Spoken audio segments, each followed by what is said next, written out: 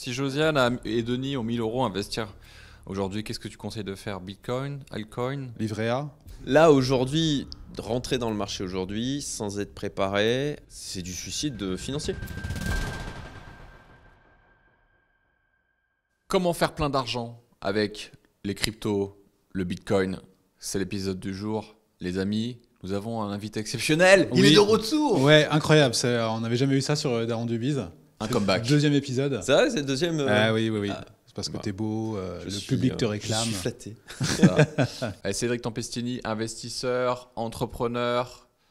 Qu'est-ce qu'on pourrait dire d'autre? Beaucoup de casquettes. Papa. Oui, important. oui. De toute façon, c'est d'ailleurs la première chose que je dis quand je me présente. Marié, papa de 2 petites filles. Ouais. Voilà. Qui sont très Oui. mignonnes. Plus important. Et expatrié à l'île Maurice. C'est ça. Un sage. Oui, Un sage des temps modernes. oui, mais qui Mais c'est vrai. mais qui traite sur le carré. Bitcoin quand même, pour Oui, un oui. sage. Oui, c'est ça, mais il le fait bien. Ouais. Donc on se dit, qui d'autre que Cédric pourrions-nous inviter pour nous parler d'investir dans le Bitcoin de façon simple, sécurisée, intelligente, non stressante? Parce que quand on parle de crypto et de Bitcoin, pour ceux qui sont pas très au fait, tout de suite, oulala, c'est des scams, c'est des Oui. arnaques, on perd beaucoup d'argent, c'est dangereux, Oui. c'est pour faire du blanchiment d'argent, c'est pour financer le terrorisme.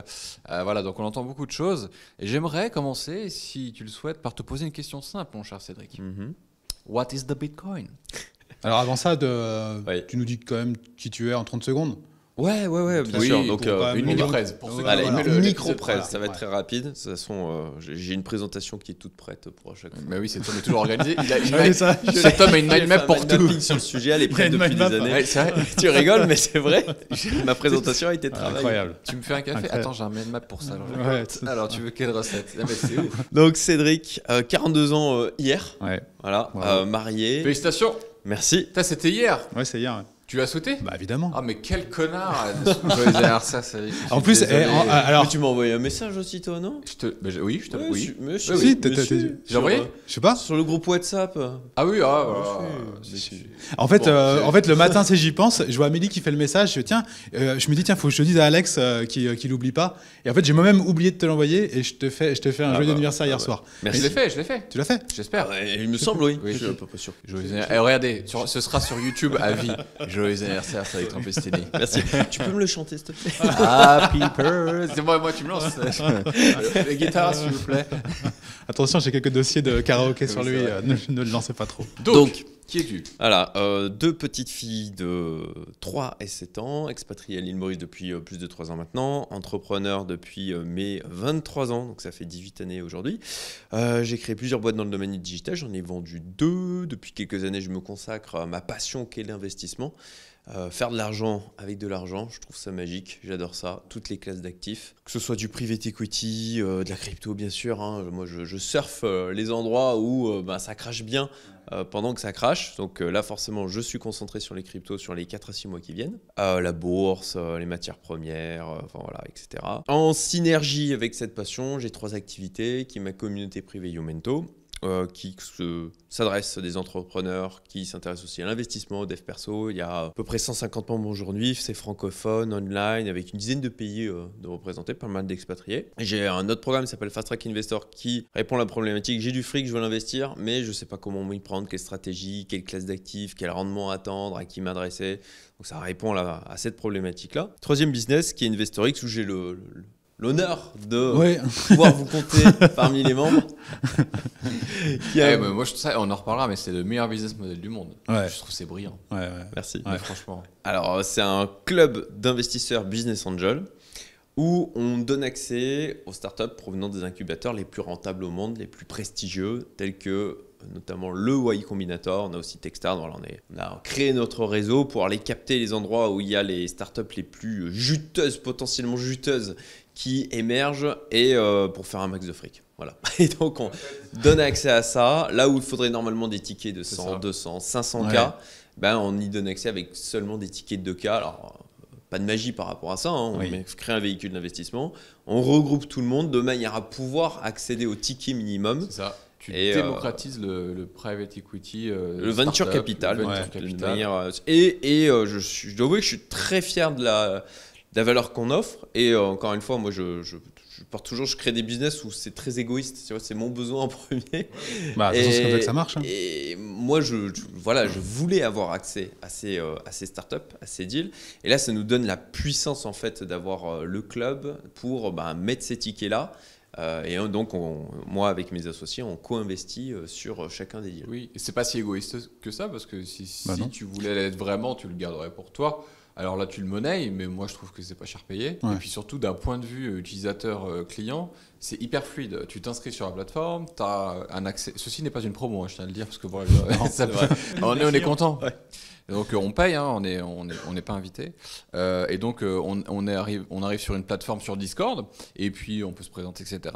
Et de temps en temps, je dirais une fois par mois, ça change, hein, évidemment tu nous corrigeras, mais on reçoit une proposition de deal, donc vous rencontrez les fondateurs, vous faites un Skype, enfin vous faites un Zoom, vous faites un Zoom. On en fait plusieurs. Ouais, vous faites voilà, plein de choses, vous montrez ce qu'est le projet, qui sont les fondateurs, quelle est la vision, et après vous voulez investir oui ou non.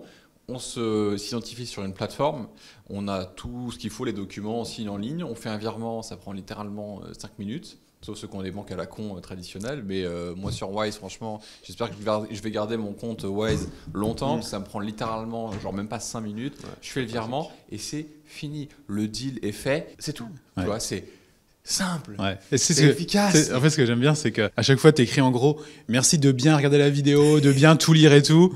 Moi, non. Je sais qu'en fait, je n'ai pas besoin de regarder, je te fais confiance. J'appuie plus, 2000 euros, 2000 euros, validé, merci. Allez, hop. Pas faire ça, c'est pas bien. On va mettre un gros disclaimer. Ne faites pas ça. Non, mais par exemple, ne faites pas comme Fabien.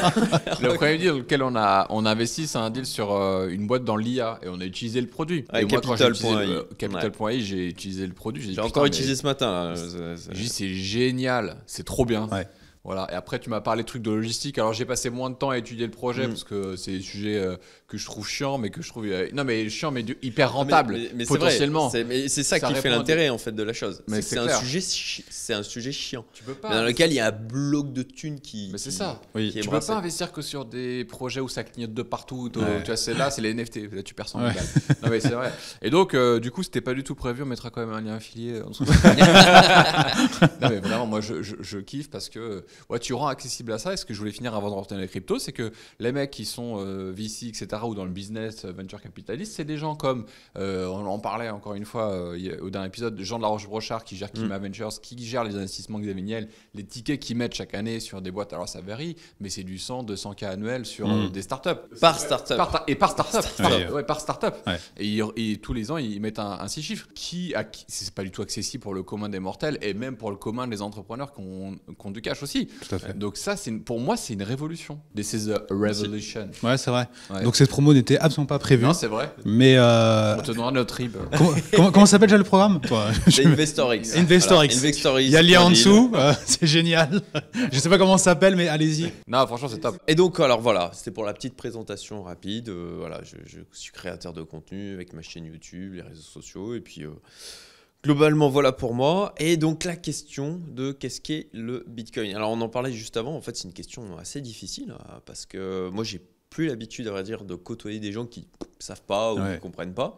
Et ça fait très, très, très longtemps que je n'ai pas eu l'occasion d'expliquer. Donc, je vais essayer de me dépatouiller. Je vais utiliser une métaphore pour rester simple. En fait, si vous prenez un billet de banque, vous enlevez tout, le papier, les systèmes de sécurité dessus, tout, voilà. Et vous prenez juste le numéro de série.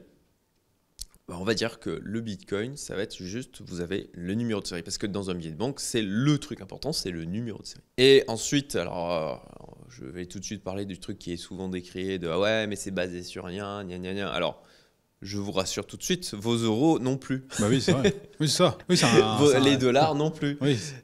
Avant, il fut une époque, c'est avant les accords de Bretton Woods, où c'était basé sur l'or. Ce n'est plus le cas. Maintenant, c'est basé sur la dette des États. La dette des États qui repose sur de la confiance. Voilà, en leur capacité à honorer leurs dettes et à rembourser. Tu sais que j'ai découvert avec les élections américaines le niveau abyssal de la dette américaine. Mais c'est nous en train de se plaindre. Mais en fait, eux, c'est what you pas. Attendez les gars, c'est très différent, c'est une dette productive. Oui, non mais en fait... Nous, c'est une dette passive. Oui. Nous en fait, on a un gouvernement communiste avec un trou et eux, ils envoient des starships là-haut. Tu vois, c'est pas le même genre de dette. C'est pas non mais pareil, c'est incroyable, en fait, la confiance du dollar. Parce qu'en fait, c'est du dollar. Donc en fait, vu que l'ensemble du monde fonctionne avec le dollar... Donc en fait, eux, ils prennent très peu de risques d'avoir une dette abyssale. Comparé à nous, c'est un petit peu plus compliqué. Les États-Unis sont dans une situation où ils peuvent dire c'est ma dette, votre problème. Ouais. En fait, plus j'ai de dette, plus vous êtes dans la merde. C'est ça, exactement. Donc faites gaffe, les gars. Donc effectivement, ils font tourner et depuis un moment. Bon, là, c'est sûr que c'est abyssal. C'est abyssal. Après, j'en parlais avec des amis dernièrement. On parlait de Maurice. Bon, bah, typiquement, Maurice ne peut pas se permettre le côté dispendieux qu'il y a en France actuellement parce que typiquement pour les écoles, ils font appel à de la dette privée pour pouvoir lancer ce genre de choses. Alors, en France, bah, tu fais juste pas tourner la planche à billets. En fait, tu fais plein de fonctionnaires qui ne servent pas à grand chose. Ah non. Mais je peux pas vous laisser dire ça. Non. Je me désolidarise de ce message. Non, mais t'as tout à fait raison. Et en fait, j'ai l'impression, alors à différence des États-Unis et de la France, j'ai l'impression que les États-Unis, c'est l'investisseur immobilier qui lève du crédit en banque et qui a des super projets. Il est endetté au taquet, mais il a des projets de ouf. Donc il a des super locataires, c'est valorisé de ouf. Et nous, j'ai l'impression qu'on est les pauvres qui prennent des crédits à la conso pour continuer à pouvoir vivre. C'est un peu deux poids, deux mesures, tu vois.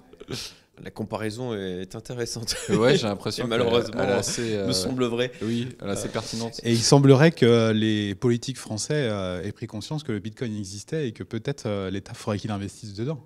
Alors, effectivement, je termine sur la définition du Bitcoin par rapport à ce côté qui est souvent décrié, ça repose sur rien. Ok.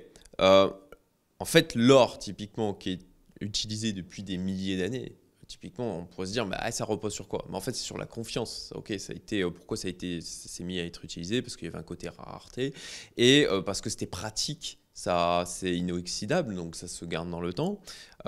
C'était pratique comme ça de pouvoir se déplacer avec, de pouvoir l'utiliser. Il y a des choses supérieures qui ont émergé par la suite, notamment la création de la monnaie scripturale, etc.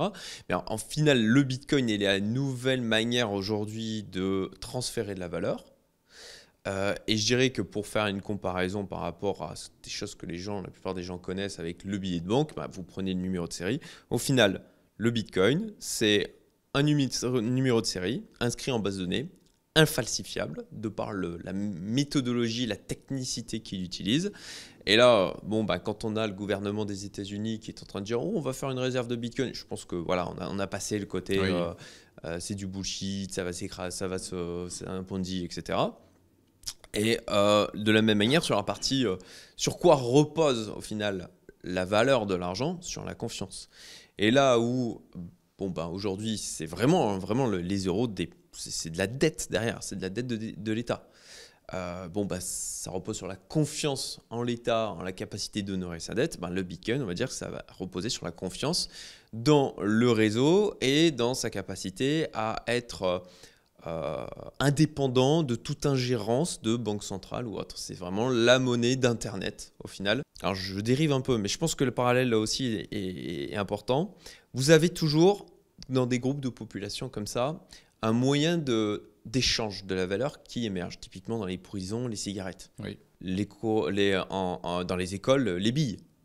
Je ne sais pas si vous avez connu, mais en monnayait, en fin de compte, les billes servaient de monnaie d'échange. À l'échelle d'Internet, on n'avait pas encore, il y a quelques années de ça, de monnaie pour on va dire la société Internet. On a eu l'émergence du Bitcoin, c'est la monnaie Internet, quoi.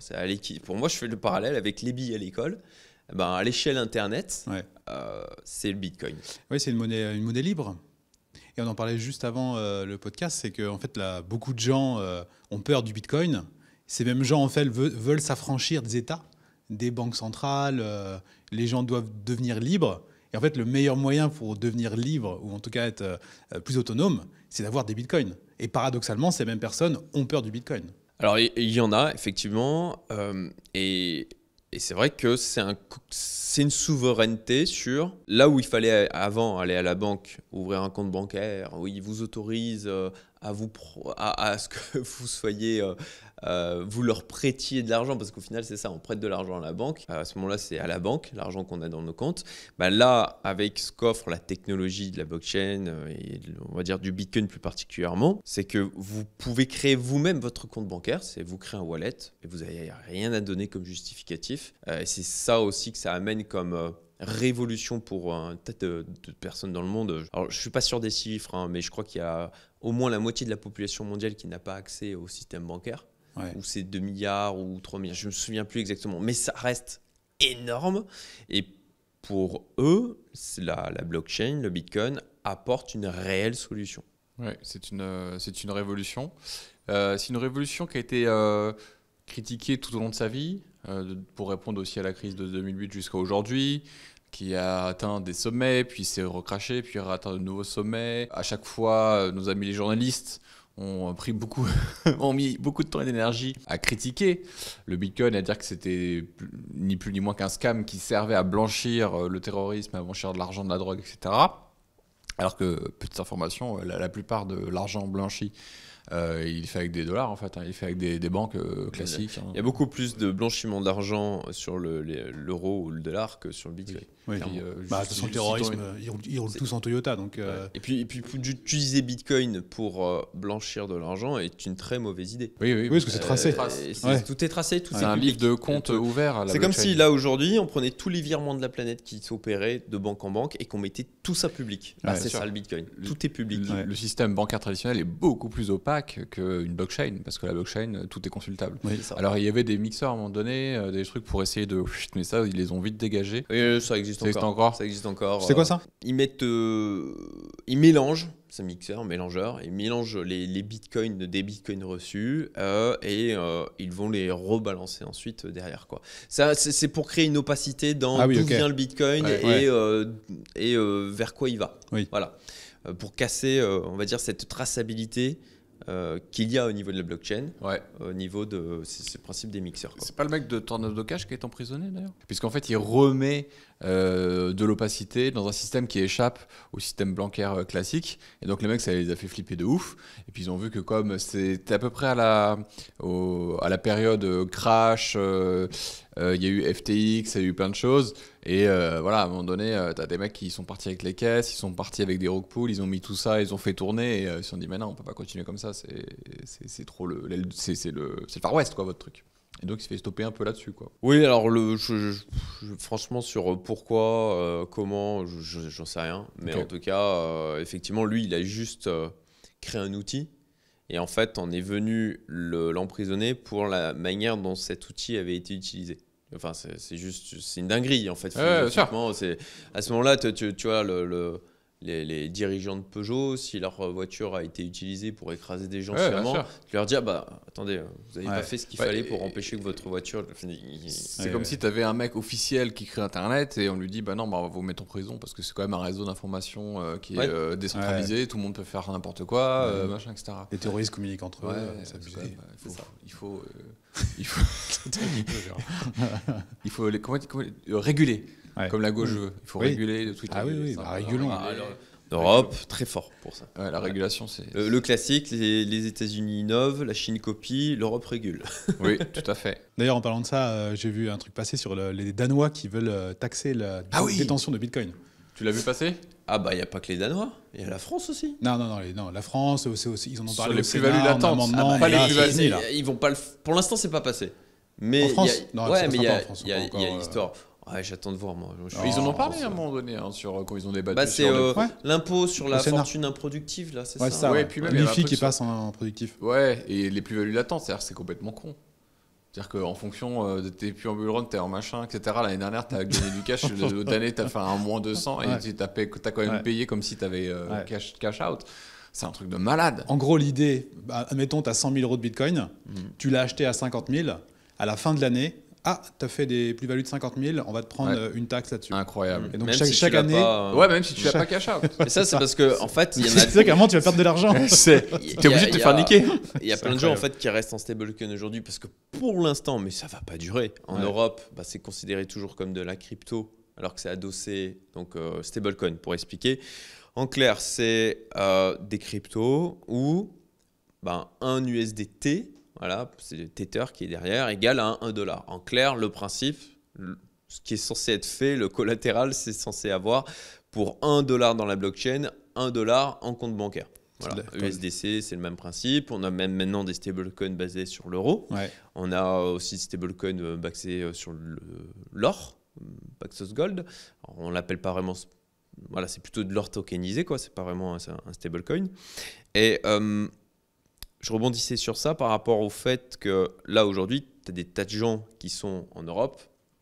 Alors pas dans tous les pays, hein, puisqu'il y a certains pays qui ont des réglementations qui sont plus favorables à la prise de plus-value sur les cryptos.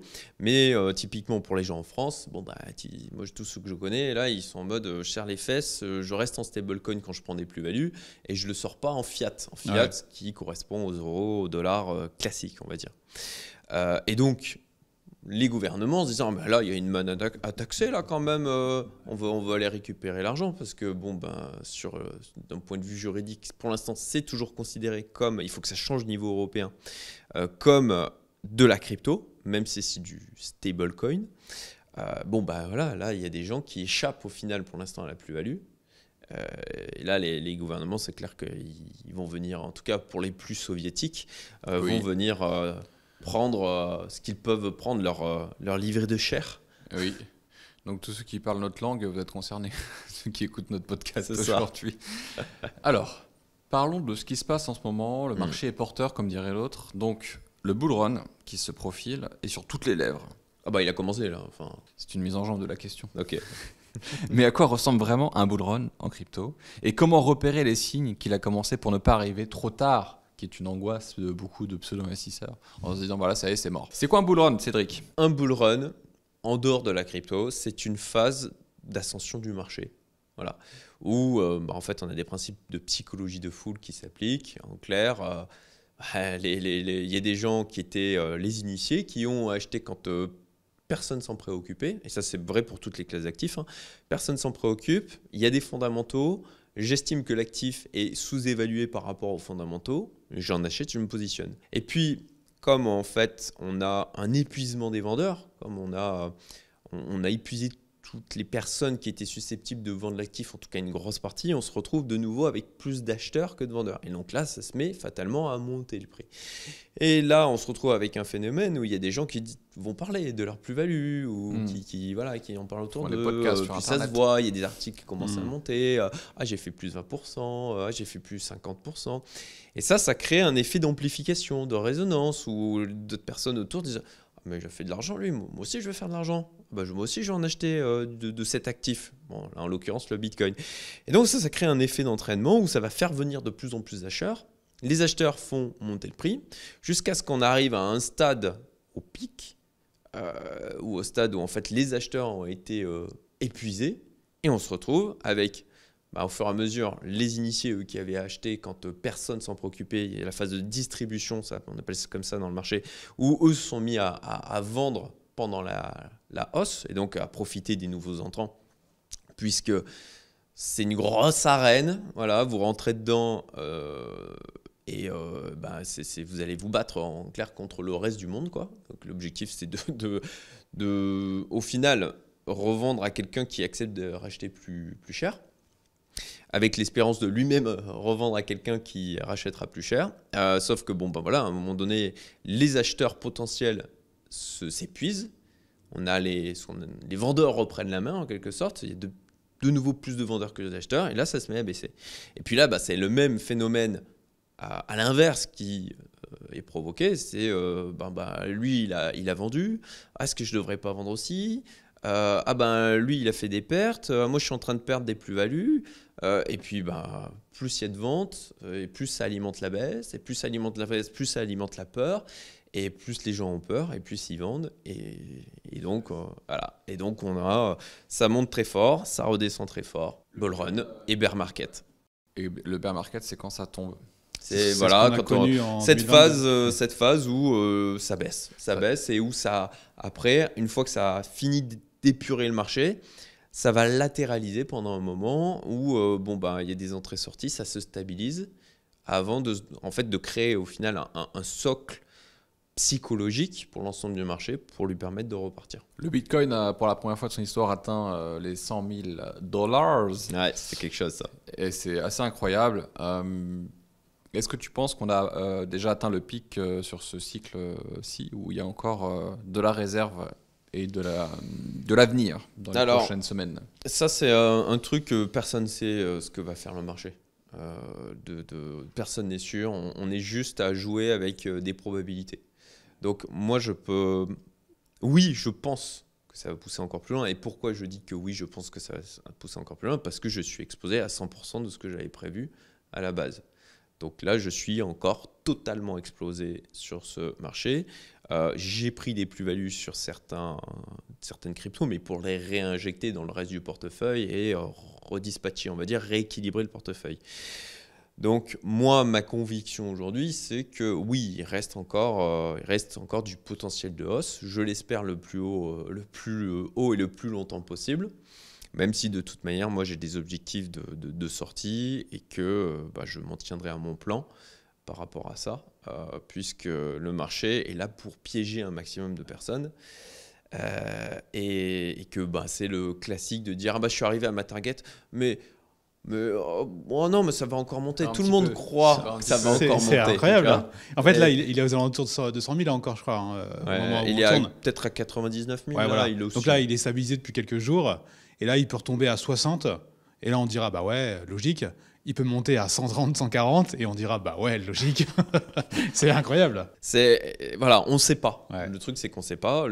Après, est-ce que Josiane doit investir dans le Bitcoin? C'est ma prochaine question. Si Josiane et Denis ont 1 000 € à investir aujourd'hui, qu'est-ce que tu conseilles de faire? Bitcoin, altcoin? Alors, je ne vais pas... Livret A. Assurance vie. Là, aujourd'hui, rentrer dans le marché aujourd'hui sans être préparé, c'est du suicide financier. Ok. Donc là, tu leur dis, n'entrez pas, formez-vous. Oui, clairement. Ça serait de se former. Alors, rentrer, oui, pourquoi pas, mais sur des sommes. Alors, il y a ce truc avec de l'argent que vous pouvez vous permettre de perdre. Personne n'aime perdre de l'argent. Moi, j'aime pas perdre de l'argent. Vous aimez pas perdre de l'argent. De l'argent dont on peut se passer. L'argent où ça va pas impacter notre quotidien. De l'argent dont on va pas avoir besoin à court ou moyen terme. De l'argent qui va pas mettre en danger des projets de vie. Bien sûr. Où on va sacrifier des choses qui sont importantes pour nous. Et pourquoi aussi ça c'est important? Parce que psychologiquement, si vous mettez en jeu de l'argent, ou vous dites c'est mon argent pour me payer mon loyer ou pour payer le crédit de ma maison, psychologiquement, dans un marché très volatile où vous pouvez faire en quelques jours des hausses de 20-30%, et là je parle juste du Bitcoin, sur les alts ça peut être des dingueries encore plus puissante dans un sens comme dans l'autre, ou que vous prenez un moins 30% et que vous dites si ça reste comme ça, là potentiellement je vais avoir des problèmes. D'un point de vue gestion des émotions, et c'est ce qui est fondamental dans ce domaine-là, vous allez faire de la merde. Donc là, rentrer sans plan, sans comprendre le marché, sans l'avoir suivi, et il va y avoir des tas de gens qui vont faire ça. Oui. Et alors, c'est une connerie, mais je sais qu'il y a des tas de gens qui vont regarder ce podcast, qui vont entendre, qui vont dire non mais moi je l'écoute pas parce que il y aura le FOMO, il y aura l'envie ce besoin irrépressible de dire moi je veux pas louper cette opportunité. Ouais. Et puis je vois mon voisin Jean-Marc là qui m'a dit que regarde mon wallet, j'ai fait plus 30%, et moi je me dis putain mais regarde, lui il a fait 30%, je suis pas plus con que lui, moi aussi j'ai envie de faire 30% quoi. Sauf que Jean-Marc il vous montre des plus-values latentes, ça n'a rien à voir avec des plus-values réalisées. Oui. Voilà, le plus dur c'est de vendre. Ouais, c'est ça. Mais vraiment, rentrer dans le marché c'est facile. Ouais. Appuyer sur le bouton vente, prendre des plus-values, accepter que ça continue de monter. Ouais. Alors qu'on est vendu, qu'on est sorti et qu'on ne loupe des potentiels plus-values, ça c'est le plus dur. C'est très juste. Et tu vois, il y a un mois, j'ai un déjeuner chez des amis entrepreneurs et j'ai un pote dont je ne dirai pas le nom, il a mis un gros billet sur XRP. Non, je vois de qui tu parles. On en parlait justement. Et il me montre, il me dit ouais j'ai mis ça. Je vois t'es un grand malade toi. Il me fait non mais lui ça fait 4 ans qu'il suit le truc, il est à fond machin. Et c'était une somme à 6 chiffres mais qui tendait vers la vers 7 chiffres à peu de choses près. Et donc du coup, il est venu dîner à la maison là, il y a peu de temps, et puis il me montre, et je vois, tu vois, plus de 2 millions. Je dis, oh putain, la vache. Et il me dit, mais je t'ai dit, il fallait mettre, etc. Et moi, je lui dis un truc, je lui dis, écoute, je me suis déjà brûlé les ailes une fois, et même si j'ai entièrement confiance en toi, et que tu me montres justement que tu fais des trucs de ouf, je suis content pour toi, félicitations. Mais je me suis pas mis sérieusement dedans, je me suis pas formé, et je peux pas juste mettre 50 000 ou 100 000 balles parce que mon pote en qui j'ai confiance me dit fais-le, tu vois. J'ai fait tellement de conneries dans le milieu crypto que maintenant je me lance pas si j'ai pas bossé un minimum sur le sujet, ou que je suis pas avec, tu vois, avec un truc avec un maximum de sécurité, ou je suis pas dans un écosystème comme Céric peut le proposer. Donc j'ai dit, même là, si je vois, tu vois, un super chiffre, bah je suis vacciné, tu vois. Et je dis pas de conneries, je vais faire que les trucs. C'est la sagesse.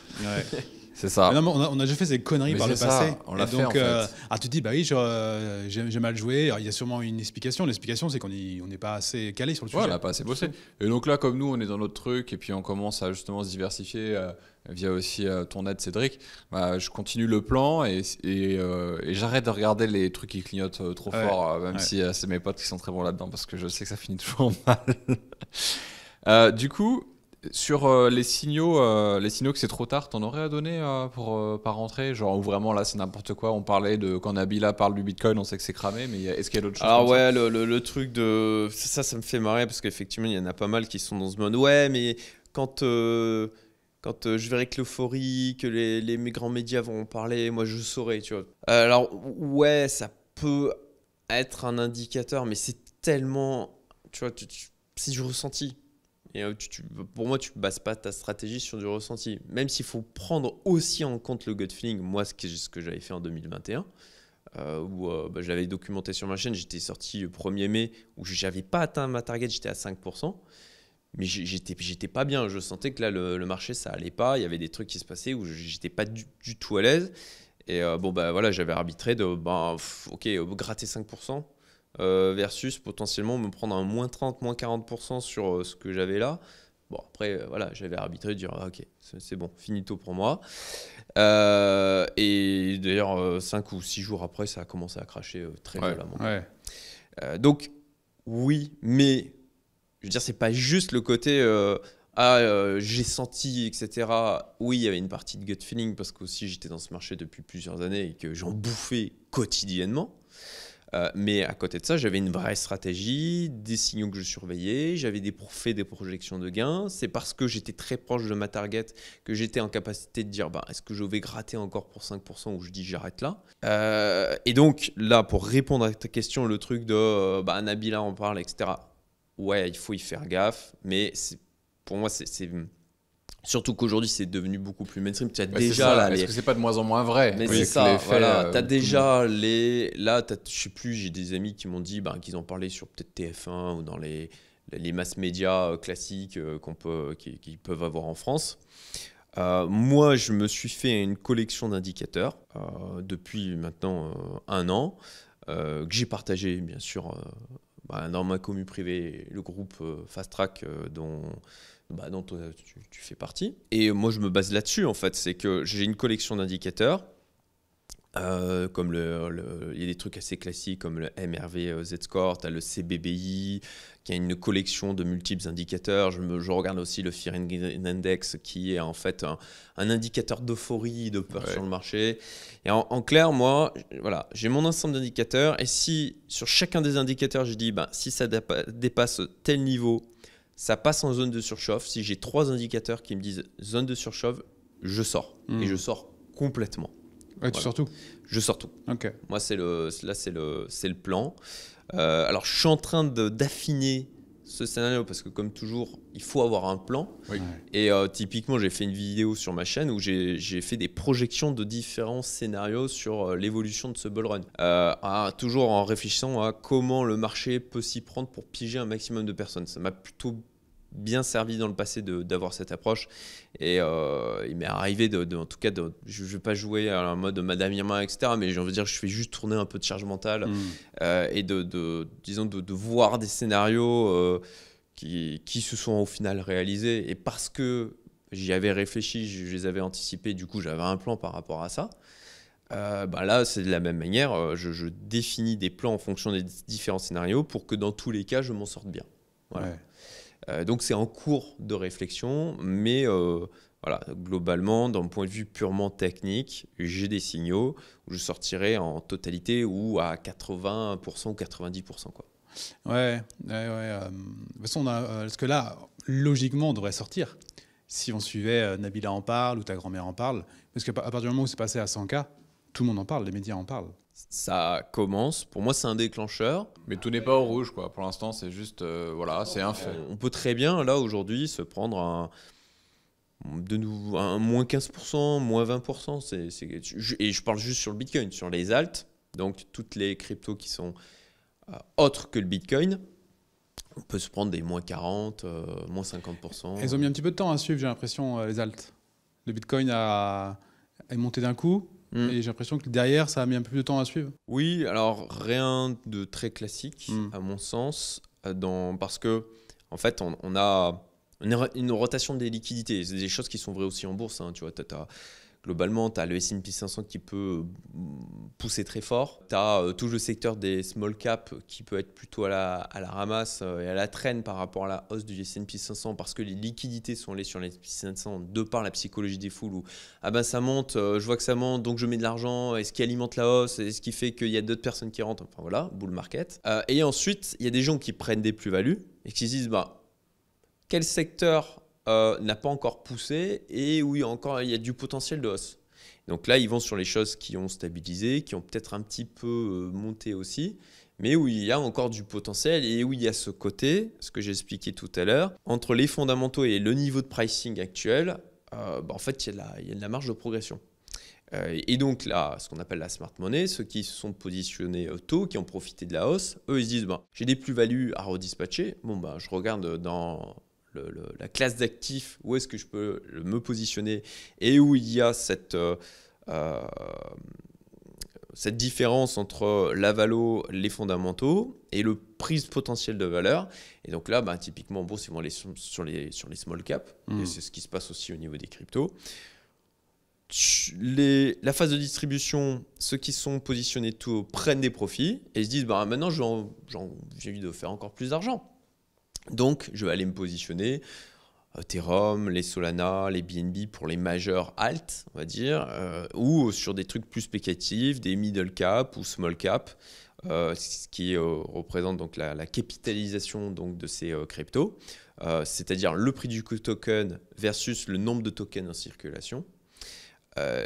Et de la même manière, ça va commencer à pousser les alts, ça commence à pousser les alts, ce qui fait que des gens moins initiés se disent attends, là c'est en train de monter, ok, moi aussi je vais vendre mes bitcoins, je vais prendre mes plus-values et puis je vais aller là-dessus, ce qui alimente la hausse. Et puis là tu as les nouveaux entrants qui arrivent, mais le bitcoin il a déjà bien monté, mais c'est peut-être pas le bitcoin, en fait le bitcoin s'est dépassé, moi je vais aller sur le nouveau truc qui a une meilleure techno, les gens qui pitent rien et qui juste voient les trucs passer sur internet, et du coup ils se disent attends, il y a ça, pour l'instant c'est encore un peu évalué, c'est un potentiel de faire un x100, x1000, allez je vais là-dessus, et donc ça alimente aussi la hausse, effet d'entraînement et bull run sur la partie alt. Excuse-moi, est-ce que sur un malentendu, ces gens peuvent s'enrichir avec certitude ou un jour ou l'autre ils vont se faire Avec certitude, absolument pas. Alors soyons clairs, tu as de mémoire, je crois que c'est 94 ou 96% des gens qui perdent de l'argent dans la crypto. Comme dans le trading. En fait, c'est quoi? Je crois que c'est encore plus violent, peut-être. Grosso modo, comme dans le trading. C'est les ignorants qui enrichissent les initiés. Oui. Concrètement, on a besoin de tous ces gens-là qui arrivent dans le marché. Alors, il y a certains qui vont trouver ça horrible. On s'enrichit sur le dos des petits gens. Alors, moi, j'en appelle à la responsabilité personnelle. Et je n'ai aucune sorte de pitié, on va dire. Alors, ça me fait jamais plaisir quand je vois des gens qui perdent de l'argent. Tu vois, j'ai quand même de la compassion, quoi. Mais après, tu rentres dans l'arène, t'es venu combattre, t'es venu en short, t'as pas pris ton épée, ton bouclier, tu te fais maraver la gueule, c'est ta faute. Oui. Donc, mais ces gens-là sont nécessaires pour que des gens comme moi sortent. Mais ça, c'est un discours de responsabilité. C'est un discours d'homme, avec un H majuscule pour pas froisser les sensibilités, mais d'homme adulte. Responsable, père de famille, entrepreneur, investisseur. Tout le monde n'est pas armé de cette manière-là, surtout dans un pays où on encourage l'inverse. Donc ce discours est important. Merci de préciser. Soyons clairs, j'ai fait partie de cela. Au tout début, tout le monde, quand de toute façon, je suis arrivé avec mon short là, en mode Oui. ah, ça a l'air cool ici. Je me suis pris une bonne mandale dans ma gueule. C'est ça, mais comme Je suis allé pleurer dans mon coin et puis je suis revenu en disant bon bah je vais m'entraîner quand Ouais. même et puis je vais prendre une épée, un bouclier, une armure et puis ça ira mieux. Mais comme dans n'importe quelle discipline, c'est pareil Ouais. pour l'entrepreneuriat, c'est pareil d'ailleurs si tu commences la boxe ou le MMA, tu vas te faire éclater la gueule. C'est pareil partout. Mais il faut rentrer tôt et se prendre en main tôt aussi, aussitôt qu'on rentre, pour se dire bon, j'espère que ceux qui vont nous écouter aujourd'hui, vous n'allez pas vous arrêter à un podcast et que vous allez lire, tu as sorti un livre sur ta première expérience de Bull Run, tu as d'autres activités qu'on conseille, nous-mêmes on a des choses, continuez à vous éduquer massivement sur le sujet qui vous intéresse, ça, c'est clair. J'aimerais rebondir sur la notion de psychologie, tu as quand même à peu près répondu à cette question, mais si tu peux aller plus loin, n'hésite pas sur la notion de psychologie. La volatilité des cryptos fait peur à beaucoup de gens. Oui. Comment ne pas paniquer ou vendre trop tôt quand le marché s'emballe? Est-ce que vous avez une stratégie mentale pour rester zen? Alors, tu nous as dit que tu avais des indicateurs. Tu ne peux pas tous les révéler parce que c'est partie de ton approche. Et tu en as déjà dévoilé 3. Est-ce que tu as une stratégie mentale? Parce qu'on commence à te connaître. On sait que tu ne manges pas de manière... tu as un régime, c'est particulier. Tu ne manges pas comme la plupart des gens. Ouais. Tu as une façon d'être, une façon de vivre qui est particulière. Est-ce que tu peux nous dévoiler une partie de ça? Est-ce qu'il y a des choses qui rentrent en compte pour que tu sois zen? Pour ma part, pour mettre un maximum de chances de mon côté, et j'espère sortir gagnant de ce cycle-là, mais après, voilà, je peux très bien me tromper, ça peut très bien se retourner, qu'on ait un événement de signe noir, que le marché se casse la gueule et qu'au final je perde de l'argent, même si j'estime que là, voilà, la probabilité qu'au final je sorte perdant me semble extrêmement faible, mais c'est quelque chose qui peut arriver. Tel que je le vois, c'est, comme je l'ai expliqué, c'est une arène, c'est un combat. Alors, on affronte des gens à travers le monde. Alors, il n'y a pas de visage en face, etc. On est tous au sein on dit juste des chiffres qui s'échangent sur les exchanges crypto, des ordres de vente, des ordres d'achat. Mais c'est une grande arène mondiale. Voilà, où les points, c'est les cryptos qu'on possède. Donc, face quand même à un truc ultra compétitif, on a aujourd'hui les quants des institutionnels les plus importants avec les plus gros moyens au monde. Moi, je le vois comme une épreuve athlétique, des Jeux Olympiques, un truc de sport de haut niveau. Et donc, pour ma part, j'essaye de... Même l'entrepreneuriat, de toute façon, pour moi, c'est une approche de sport de haut niveau, quoi. Et donc, j'essaye de me créer un environnement qui soit propice à maximiser ma probabilité de réussite. Donc, il y a des choses assez basiques comme ça. Je dirais que déjà, un esprit sain dans un corps sain. Donc, effectivement, moi, j'ai supprimé tout ce qui est sucre et glucides de mon alimentation. Alors ça, c'est un truc que j'ai mis du temps à faire parce que j'étais vraiment accro au sucre. T'as quel âge aujourd'hui? J'ai 42. 42. Voilà. Et le petit déjeuner, c'est un steak avec un peu de sel, c'est ça? C'est steak haché avec... c'est pas une blague pour ceux qui Non, nous c'est écoutent. pas une blague. Steak haché, du poulet, avocat, du fromage. Je t'ai vu faire une petite pause lors d'un précédent enregistrement. Tu t'as mordu dans un bon emmental. Non, dans un emmental, je crois. Ouais, c'était de l'emmental, Ouais. du gruyère emmental. C'est quand il y en a qui prennent des pommes, pas de pommes potes, ça va, mais quand c'est du sucre, mais ou un gâteau. Il arrive, il te croque un bon bout de fromage. Et c'est vrai que c'est bon le gras. Oui, c'est après je sais pas si on rentrer va dans un rentrer gros, dans le détail, mais Non, là, mais c'est pas tellement le gras le sujet. je dirais c'est que pour ceux qui s'intéressent, et moi ça a eu tellement d'effets positifs d'un point de vue santé, d'un point de vue régulation des émotions, d'un point de vue sommeil, d'un point de vue aussi du saloperie chronique que je me traînais depuis très longtemps. Qui a quasiment disparu depuis que je passais à ce régime-là. Ah ouais. Donc là, t'es en mode keto, quoi, c'est ça? Ah oui, c'est ça. Keto. Voilà, le régime qui est cétogène. Cétogène, oui. Vous pouvez trouver facilement des informations là-dessus. Ask ChatGPT. Voilà. Bon, donc alimentation. Moi, je dirais que c'est les commentaires. Oui, mais non, le cétogène, tout ça. Et puis, comme toujours, ne vous fiez pas juste à ce que les gens peuvent en dire en disant je me suis fait mon idée parce que j'ai écouté un gars qui disait que c'était mauvais pour telle ou telle raison. Expérimenter. Oui. Moi, c'est ce que je fais dans ma vie. J'expérimente, je vois si ça me convient, ça me convient pas. Ok. Il n'y a pas de vérité absolue. C'est Voilà, qu'est-ce qui me convient à moi Oui. et de faire ma propre expérience, mon avis. Bon. Donc, moi, c'est de me créer un environnement de discipline personnelle. Et là-dessus, il y a beaucoup de gens qui disent la discipline, ah, mais attends, tu vis pas, du coup, t'es pas dans le plaisir. Tu vois. Mais pour moi, la discipline me libère, au contraire. Je ne suis plus esclave de mes pulsions. Oui, ça, je les maîtrise et je choisis de les orienter quand j'ai envie de le faire. Quoi. Donc, moi, j'ai ma routine quotidienne qui va certainement paraître des dingueries, mais voilà, tous les matins, je fais mon sport, je me lève, je fais mon sport, je fais mes étirements. Je t'ai vu faire aussi un matin. À 7h du mat. Je suis comme ça. Ce matin, je suis parti à 7h30 de chez moi, mais à 6h, j'étais levé pour faire mon sport avant de partir. Bravo. Ce qui d'ailleurs, là, au niveau du régime cétogène, avant, je faisais des pauses. Là, je dois être à 110 jours non-stop. Là où avant, je faisais une pause par semaine.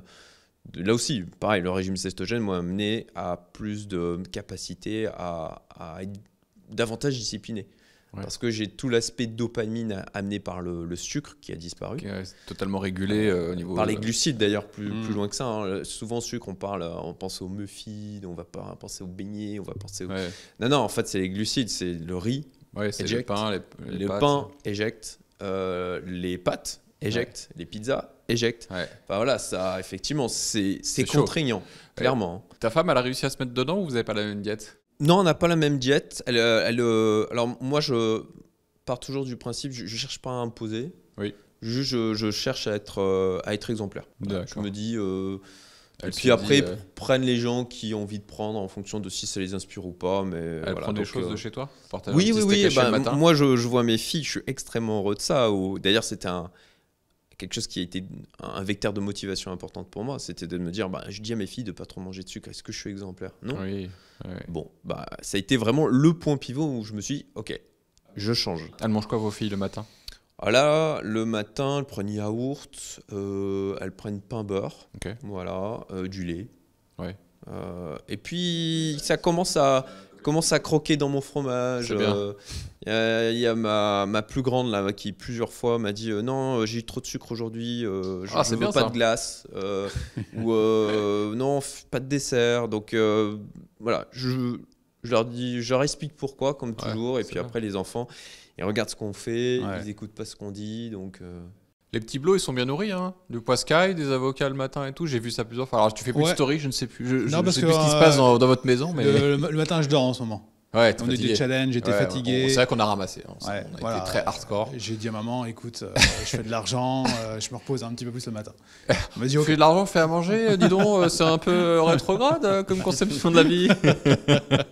Ouais, chez nous, avant c'est moi qui faisais les petits déj. Voilà, c'est Amélie qui les fait. C'était hyper propre quand même.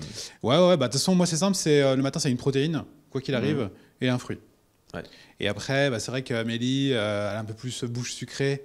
Ouais. Donc, elle ramène du pain. Donc, pain complet, ça passe quand même. Ça va quand même. Donc, elle fait. Ouais, non, c'est pas du pain blanc. Et d'ailleurs, le pain, c'est tellement bon que moi, ce matin, il y avait dans le congèle. J'en ai pris une petite, j'ai mis ça au grille-pain. Il faut pas en avoir. Là, t'es mort. Il faut pas en avoir. Parce que quel bonheur de croquer dans un pain frais. Et tu mais du beurre à l'ancienne et une tranche de jambon là-dedans. Ouais. Session ASMR. Mais après, tu sais, même pour les enfants, moi très tôt, quand j'ai eu mon premier Arthur, j'étais vraiment à fond là-dedans. Ouais, je me rappelle, tu m'en avais parlé. Et lui, je l'ai vraiment habitué. Et même les deux d'après, alors ils ont une bouche bien plus sucrée. Mais par exemple, je peux leur faire du thon ou du saumon le matin, ils adorent. Hein. Ça, c'est bien. Hein. Tu vois, vraiment, ils aiment. Hein. C'est juste qu'il faut simplement les habituer. Oui. Et une fois qu'ils sont habitués, ça roule tout seul. Hein. Il faut que je me remette sur un truc plus sérieux pour les enfants le matin. D'ailleurs, quand tu supprimes le sucre, il faut leur trouver un truc sympa à manger. Tu vois, genre le truc qu'ils kiffent. Oui. Si tu démarres avec du saumon, il faut le saumon, c'est mortel. Tu me remets ça le matin, puis après, petit à petit, tu mets des œufs, tu mets un petit peu autre chose. Oui, ce que je voulais dire, c'est assez intéressant ce que tu dis, parce qu'à partir du moment aussi où tu supprimes le sucre, ou en tout cas, comme vous le faites, c'est éliminé de grosses portions, quoi. Ouais. En fait, tu as le goût qui change. Bien sûr. Tu ressens beaucoup plus. Évidemment. On est tellement habitué à avoir du sucre de partout, et c'est vraiment une saloperie. Hein, oui. Et d'ailleurs, c'est pour ça que nous, on l'a intégré vraiment le plus tard possible chez nos enfants. Il y a un peu Constance qui elle a pris un peu plus tôt que les autres, mais bon.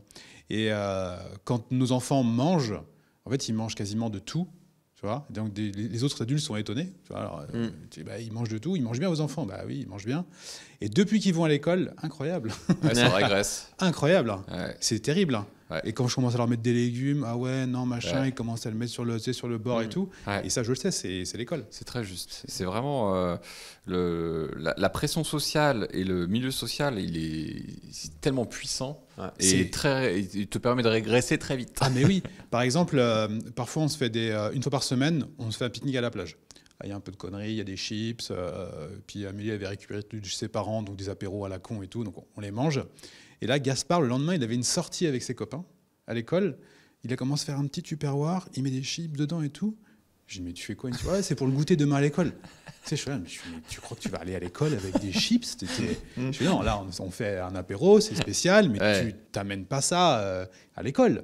Je dis, c'est pas parce que tes copains le font qu'on le fait. Et c'est incroyable le nombre de gamins qui ramènent des chips comme déjeuner Mais ou oui. goûter à l'école. C'est un truc de malade. Et du coup, on lui C'est pas de la nourriture. Hein. Ah non. C'est juste du poison. Ah bah, non, mais de toute façon, ça devrait être non comestible. Et en fait, on a cédé, entre guillemets, parce qu'on a discuté avec lui. Et en fait, socialement, avec les autres de sa classe, ils allaient se moquer de lui. Si en fait il allait pas avoir tu vois, des chips ou il aurait avoir regarde, moi j'ai des chips. Ouais, ça, ouais. Je suis un bon cassos. Donc en fait, il faut faire un compromis, mais on est obligé de donner de la merde à nos enfants à l'école pour que socialement ils soient pas exclus. Incroyable. Ouais, dur. Je reviens sur ta routine d'homme en bonne santé, donc une bonne diète. Chacun ira faire ses recherches. Bah, Toi, tu vas pas faire un marathon en ayant pris une mine le jour d'avant. Ouais, et en fait, impossible. pour moi, c'est ça. Les 4 à 6 mois, là, c'est en mode condition compétition, quoi. Ouais, Donc voilà, d'un point de vue environnement, d'un point de vue personnes que je côtoie, de pas. De toute façon, ça, je les ai nettoyés depuis longtemps. De toute façon, les personnes qui peuvent être néfastes, mais il faut faire gaffe. Pareil sur les réseaux, tu vois, il faut faire gaffe au niveau de la typologie de contenu dont ce que tu consommes. Voilà, ouais, c'est ok, pas de Big Mac, de la pensée, quoi. Voilà. Complètement. Très important. Méditation. Méditation, oui, ça c'est un truc. Ça c'est Whoop, ça s'appelle. C'est pas Whoop. Whoop, ouais, le bracelet Whoop, très bien. C'est un équivalent de la bague qu'on a ici. Absolument. Pour tracking, sommeil, activité, rythme cardiaque. What is your sleep score? Bah écoute, là ce matin, chacun regarde son sleep score. Il est plutôt. Je suis à 80. Moi, c'est sur Whoop. Alors que t'as bu, moi aussi hier j'ai fait un peu. J'ai bu hier. Je suis à 84% de recovery, 92 de HRV. HRV 92, pas mal, hein, ça. Habituellement, je suis assez souvent dessus des 100, donc je suis plutôt content. Et le sleep score, c'est combien toi, Fabien? Sleep score 80. Non, attends, ouais, c'est indice de sommeil. Ouais. 80. C'est bien. Après une soirée. Après une journée. Ouais, pareil. Ouais, c'est pas mal. Moi, pareil, hier j'ai un peu bu. 87. Ah, et j'ai une correction à 78. Ouais. Et récupération dynamique 89. Ouais.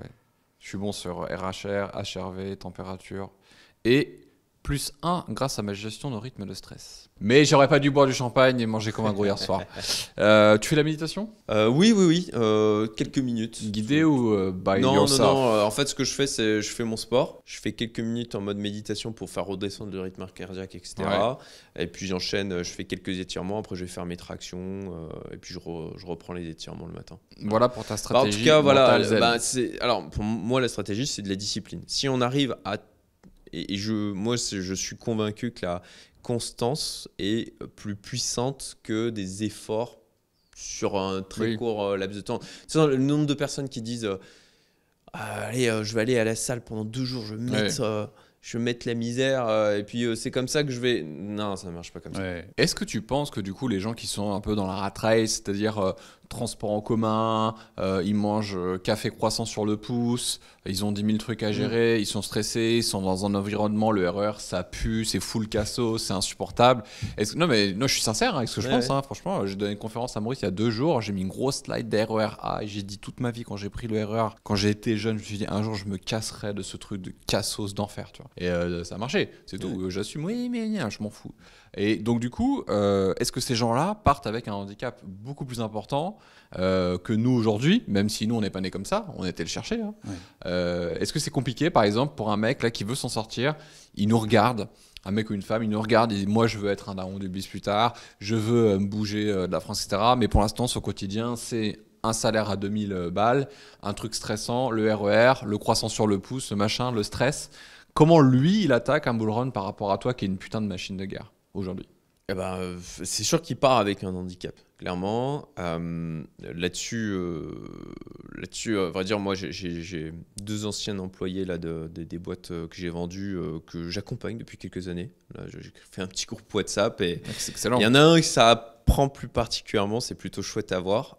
Donc voilà, j'ai essayé d'apporter un peu mon concours sur cette thématique. Mais c'est clair que l'handicap de base est énorme, quoi. Enfin, c'est vraiment, alors je reprends tu vas courir le marathon et tu t'es pris une mine la vieille et puis t'es 2 boulots au pied, quoi. Enfin, Ouais. clairement, après, Rien n'est impossible. rien n'est impossible. Après, moi, mon gros conseil par rapport à ça, l'entourage. Ok. C'est, voilà, tu te coupes de l'information néfaste, tu te coupes des personnes néfastes. Et tant pis si tu passes pour un asocial, ça fait partie du process. Oui. Voilà, il y a des gens qui vont te critiquer et c'est pas grave. Et c'est même nécessaire. En fait, s'ils se mettent à te critiquer, c'est que tu vas dans le bon sens. C'est positif. Voilà. Et puis de se rapprocher de personnes qui vont dans la même direction où on sont déjà, là où on en est, quoi. Voilà. Ouais, c'est très juste. Mais l'environnement est primordial. Hein. D'ailleurs, ce soir, tu nous organises un petit dîner. Oui, Ouais, Quel est le ça va être concept? très chouette. c'est juste entre gens bien. D'ailleurs, ça s'appelle le dîner des gens bien. D'accord. Ça ne veut rien dire. Ouais, Et c'est ça veut très tout bien. dire. On a Ouais. créé un petit truc, le dîner Attends, des si gens on est des bien. gens ouais. bien, ça veut dire que du coup on est bon pour on est OK pour la diversité. Oui, c'est on très est pro divers. LGBT+. Franchement, on est c'est très divers. écologique. Ouais. On est, Ouais, on est le camp du bien. Les gens bien. Ouais. Ouais. ils C'est pensent comme tous ça, des ouais, mâles enfin. blancs. Ah Non, non, il y a Mehdi, non, il y a non, Mehdi, non, il y a il y a Mehdi. pas Ah que non, des non, mâles il y a blancs. il y a Non, un non. alpha mâle noir aussi. Non. Il y en a plusieurs d'ailleurs. Ouais, c'est vrai. Ouais. Ouais, tu vois. Mais par contre, c'est que des mecs, par contre. Oui. Mais est-ce que Oui. c'était intentionnel? Est-ce que c'était intentionnel? Pas Non. Bah, forcément. en fait, il y a Antoine qui vient avec Claire. Donc, non, on a une femme. Et ouais, on a une femme. Et du coup, j'ai dit à Amélie, tu veux venir? Elle me fait non. Ouais, moi aussi, je proposais. Même, Ça aurait pas été laisse-moi dans le tranquille. Nord, moi, il y a Jess, ce serait bienvenu aussi. Ouais. Ouais. Mais en fait, entrepreneuse vu que aussi. le lendemain il y a de l'école, faut voir Ouais. après une femme qui a des enfants, bon, Ouais. voilà quoi. Puis en fait, quand c'est entre hommes, forcément. Ouais, mais bon, tu vois, Claire, je pense qu'elle va Oui. kiffer. Oui, On a d'autres aussi. Oui. Donc, bref, oui, en fait, c'est pas inclusif dans le sens où le ticket d'entrée, c'est être entrepreneur, investisseur et avoir envie de vivre ici. Donc, forcément, le ticket d'entrée, il est un minimum Bah, élevé. Tout le monde est entrepreneur. Tout le monde est entrepreneur, oui. Personne n'est wokiste. Non. Non, mais c'est vrai, c'est intéressant de Déjà, c'est savoir. les critères. C'est intéressant de savoir. Après, non, mais moi, si demain, tu es un entrepreneur, investisseur et d'extrême gauche. Non, ça n'existe pas. Non, mais je sais que ça n'existe pas. Mais genre, par curiosité, je veux bien en parler, tu vois, Ouais. tu vois pour comprendre tu vois, Ouais. quel est ce phénomène. Alors, des entrepreneurs investisseurs. Alors, entrepreneurs investisseurs d'extrême gauche. De Ah, gauche d'extrême tout gauche, court, non. rien que de gauche tout court. C'est ça, j'en de gauche connais tout pas. court. Je sais pas. Des entrepreneurs gauchistes. Il y en a, hein. Ça, il y en a. Ah, Il y en a. En Souvent, France, il y en a. je pense qu'ils sont en souffrance perpétuelle. Ouais, tu vois. parce Ils qu'en- sont dans ouais. la lapidation. C'est ça. tu Bah, vois. en fait, J'ai ils gagné rentrent- trop- j'ai gagné Ah, trop c'est bien, d'argent. Ouais, ils rentrent- Je souffre. Ah, c'est Ils rentrent chez eux, ils se fouettent. Et ils vont dans des soirées particulières, on lui demande écrase-moi avec tes talons. Mais en plus, ils ont toujours des penchants Ah, sexuels ils ont- assez étonnants. Ah, C'est marrant, hein, ces profils-là. Hein. C'est- Vraiment. Hein. Cette conversation est en train de Ouais, ça partir dans un autre. Alors, dernièrement, il y a des grosses dingueries sur des journalistes gauchos ou des gens de gauche qui sont sortis des trucs immondes avec les enfants. Mais on en parlait encore avec mon épouse hier avec Fabien que vous connaissez. Où, pour nous, c'est castration Oui. chimique à minima pour ces gens-là. Enfin, c'est Oui. enfin bon. moi, je serais moins gentil. J'avais déjà parlé de mon plan à Fabien, mais je ne pourrais pas le dire en public.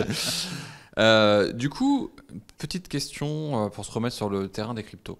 Dans 10 ans, est-ce qu'on parlera encore de Bitcoin comme la crypto dominante? Ou voyez-vous d'autres projets prendre le relais comme l'IA, les monnaies numériques des banques centrales? Est-ce que dans 10, 20 ans, ton horizon long terme, ta vision long terme, c'est quoi par rapport à ça? Je suis pas un idéologiste. Ok. Pour ma part, je surfe la vague. Oui, J'aime la philosophie du Bitcoin, etc. Est-ce que je pense qu'il sera encore là dans 10 ans? Je crois que oui. Mais, risque en angle mort, ils peuvent se passer des tas de dingueries, effectivement. Oui, c'est vrai. Donc, moi, je ne joue pas à la Michael Saylor qui se dit moi, je veux avoir un maximum de Bitcoin et tout. Tu vois, les mains de. Comment on dit ça?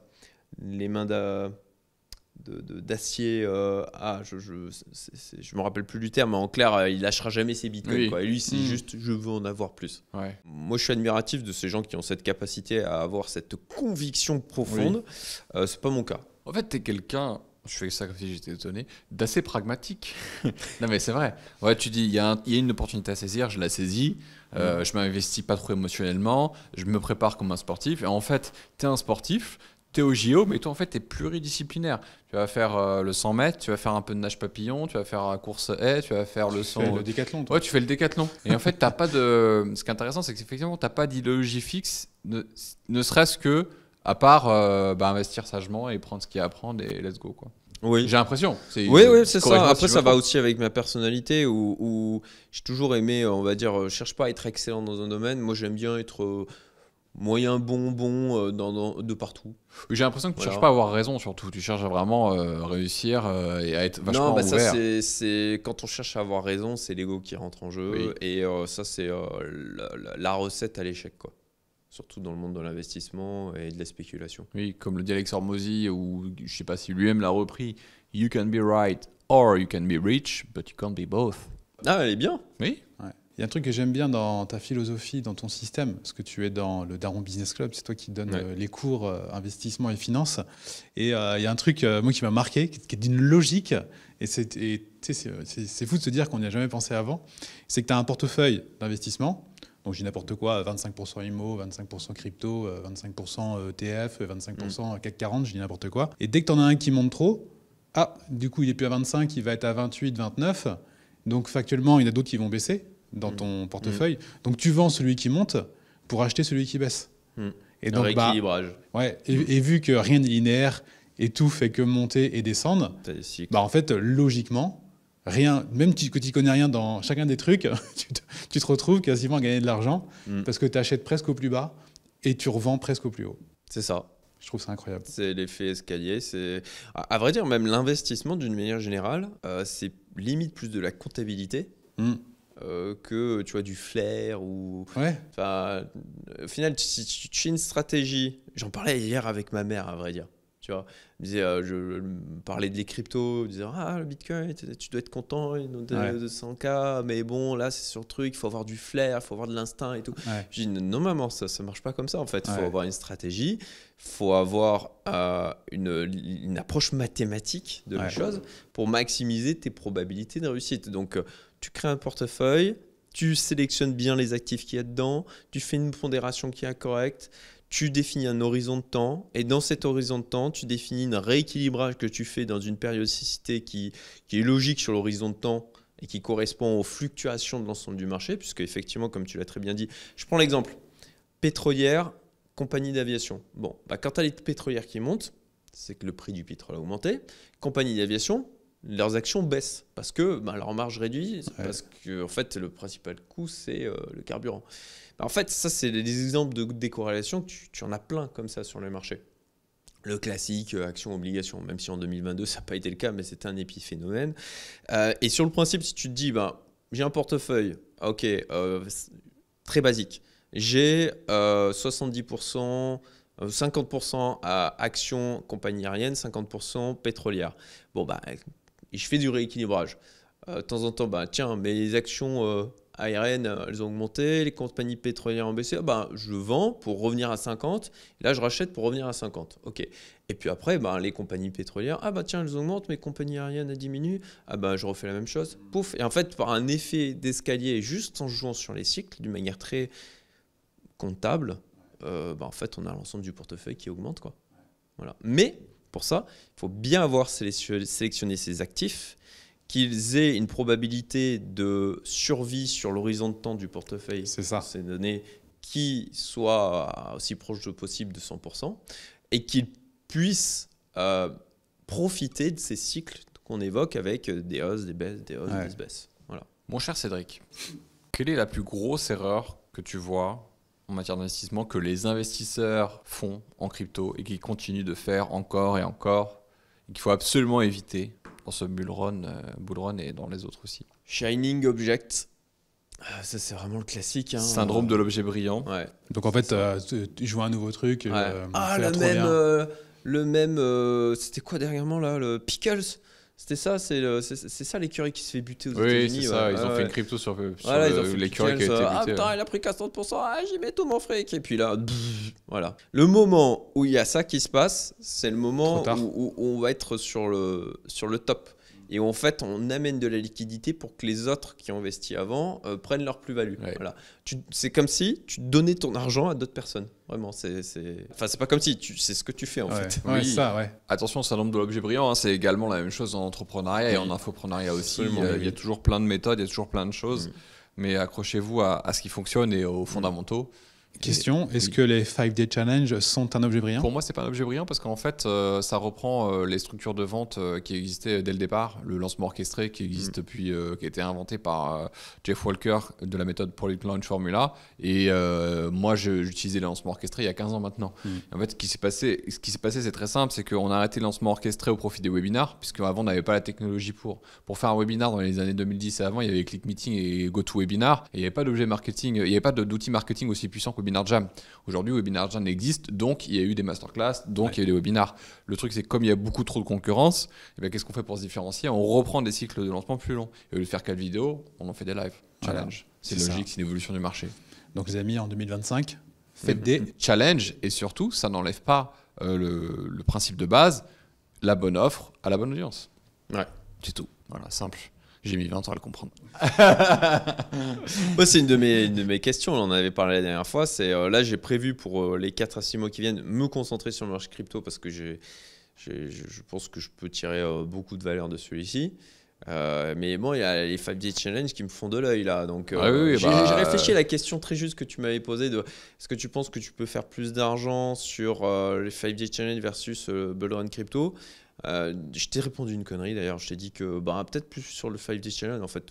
Dis-moi combien tu comptes gagner en crypto et je vais te dire tout de suite dès maintenant. On va te le dire. Nous on ne saura pas te dire en crypto ce que tu peux faire, mais on peut te donner si toi tu as un chiffre en crypto, on va tout de suite te dire s'il sera au-dessus ou en dessous de ce que nous on pense que tu peux faire en 5-day challenge. Est-ce que tu veux faire ce jeu en direct? Ça n'était pas prévu. Pourquoi pas. Alors combien tu comptes faire en crypto? Selon j'ai une partie, j'ai un bag bien spéculatif.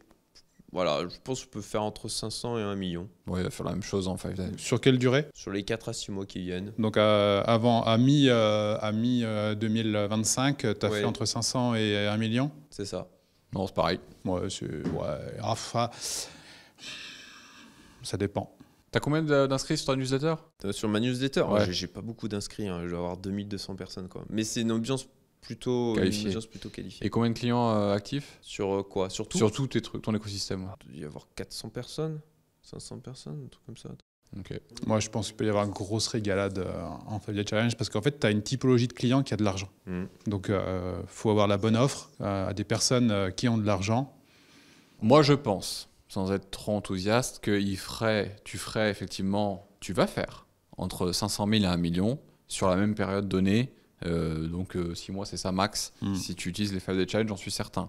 Je crois que la capacité à dépasser le million, c'est pour ça que je te pose la question de ton audience cliente active et sur ta newsletter, ça sera la capacité à ramener un flux qualifié plus important. Et moi, je vois un levier très important chez toi, c'est le réseau. Tu connais tout le monde. Oui.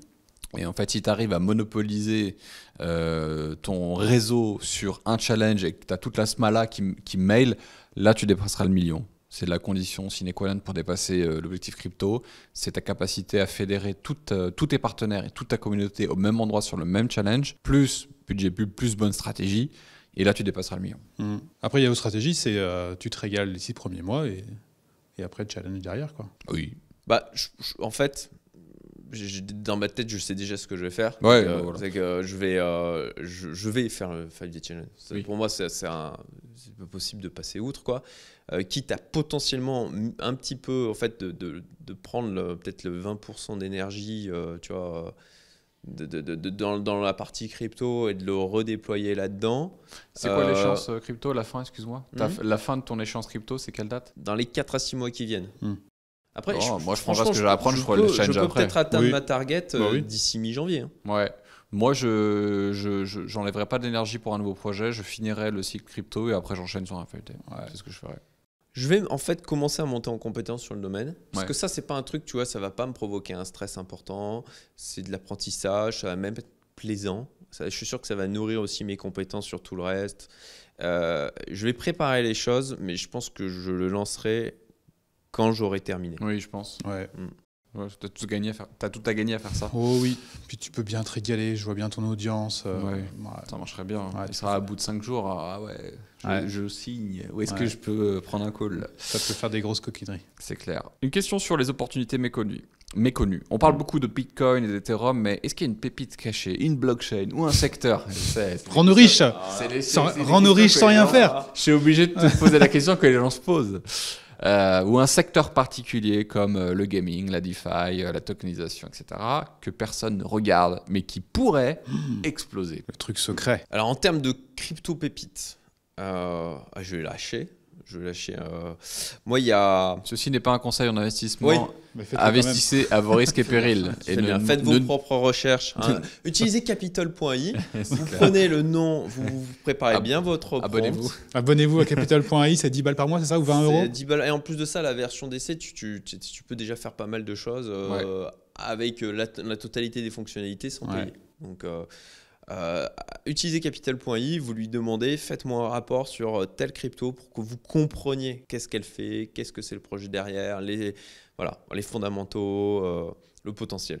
Je dirais, allez, je vais lâcher en termes de petites pépites. Le cours va monter après l'épisode. Le cours a déjà monté. Hein. Moi, je dois être à 1 x3 déjà sur celle-là, mais je crois que c'est une small cap crypto. Donc, c'est Infinity AI.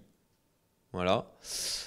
Et si j'en lâche une autre, mais celle-là, elle vient de mon ami Alexandre Vinal de CoinTips, que vous connaissez aussi puisqu'il vit à Maurice. Merci Alex, je l'ai déjà remercié, mais c'est Morpho, où là pareil, je dois être déjà à 1 x3, quoi, mais je pense qu'il a encore du potentiel. Voilà. Pour lâcher un peu des trucs. Après, j'en ai en réserve. En fait, il donne l'info, comme ça les gens vont rentrer, Ouais. et là il va sortir. C'est ça. Bravo. On n'a pas ce niveau d'audience pour se permettre de faire ce genre de choses. C'est clair. Soyons modestes. Non mais attends, il y en a vraiment qui croient ce genre de truc. Hein. Donc non, ce n'est pas du tout. D'ailleurs, j'ai déjà pris moi des profits sur Morpho. Donc là, j'ai laissé ma mise de départ et ça date de ce week-end. Hein. Tu mets des gros billets là-dessus ou c'est... Non, quelques milliers d'euros quoi. Okay. Tu vois. Tu mets pas des dizaines de milliers d'euros? Non. Okay. Non. Ça paye l'essence du 4x4. En fait, c'est des trucs sur lesquels tu peux faire des fois 50, fois 100. Ouais. Moi, j'estime que j'ai pas besoin. Tu vois, tu vois, tu mets quelques milliers d'euros. Allez, tu mets 5 000 euros, tu vois. Tu te fais 1 x 50. Moi, c'est déjà bien. Tu vois. Et il suffit qu'il y en ait une là-dedans qui te fasse une dinguerie comme ça. Et je veux dire, c'est bon, tous les tickets que tu as foutus, c'est le même principe qu'avec les startups. Ouais, c'est ça, ouais. Mais bon, bien sûr, il faut quand même bien sélectionner les projets. Si tu vas de meme coin en meme coin. Oui, bien sûr. Ouais. Ensuite, les narratifs. Alors, dans le monde de la crypto, c'est ce que j'évoquais tout à l'heure. On a des cycles. Voilà, on a le marché dans son ensemble de la crypto et puis il y a la liquidité qui va se déverser de narratif en narratif où on va avoir la psychologie des foules qui va s'activer avec les initiés qui vont commencer à se positionner, ça fait un peu monter le cours. Les autres qui sont un peu moins early, qui voient le truc qui bouge, ils disent « Ouh là, il faut que j'y mette de la thune » et puis ça a un effet d'entraînement. Et donc c'est pour ça qu'on a comme ça, là on a les dino coins dernièrement. Alors les dino coins, c'est tous les vieux coins que moi j'ai connus en 2017-2018, typiquement EOS, les troncs, là qui sont mis un peu pumpés dernièrement, personne ne l'avait vu venir, de se dire les dino coins, les vieux coins comme ça qui montent. Donc voilà, il y a des effets comme ça où tu dis « Ah bah tiens, on s'y attendait pas ». Et donc il y a un effet d'entraînement souvent, il y en a un qui se met à pumper et puis du coup les autres qui se disent « Ah mais attends, sérieux, c'est l'heure des dino coins, ah bah attends, je vais acheter le dino coin » et puis du coup les autres se disent « Ah bah attends, c'est en train de pumper », donc il y a un effet d'entraînement et puis ça s'essouffle et puis ça passe à un autre truc. Donc là dernièrement le truc surprenant ça a été les dino coins, mais on a le narratif gaming, le narratif real world asset, donc c'est des éléments tokenisés tels que par exemple des biens immobiliers, de l'art, des actions, etc. Tu as la DeFi, tout ce qui est des finances décentralisées. Tu as aussi la CeFi, la finance centralisée, où là tu as les tokens de plateforme. Donc tu as le BNB. Moi j'ai fait un joli petit pari sur le BitGet qui a bien fonctionné. J'ai une belle plus-value aussi dessus. Pareil, j'ai pris des plus-values d'ailleurs ce week-end. Donc on a l'IA, bien sûr. Il y a eu son instant son moment de gloire là, en début de l'année. Mais je pense qu'on va avoir une réplique là-dessus. En tout cas, je suis positionné par rapport à ça. Et il y a un truc là pour moi qui arrive, qui est en train d'émerger, c'est les agents IA. C'est lié au narratif IA, mais c'est le narratif agent IA. Donc en clair, c'est des agents utilisant l'intelligence artificielle avec des plateformes qui permettent de créer des agents IA qui en clair vont prendre des décisions d'investissement et de trading spéculation en automatique et qui partagent ça sur les réseaux sociaux. Ça, c'est un narratif qui est en train d'émerger. Et donc là, j'ai fait ma petite sélection là, avec toujours, moi c'est l'entourage, je m'appuie beaucoup sur gens qui poncent des sujets. Et du coup, moi je dis, ah ouais, il s'intéresse à ça, lui, c'est ça qu'il a poncé. Donc je regarde les projets s'il est sélectionné, je me dis ok, ça se fait du sens et du coup je me positionne. C'est pour ça que c'est comme ça d'ailleurs que je touche à toutes les clés actives, c'est que je me suis entouré de gens qui sont experts dans le domaine, qui sont intelligents, qui appliquent leur propre stratégie, je regarde ce qu'ils font, j'échange avec eux et en clair je prends leurs idées et je les exploite quoi. T'as bien raison.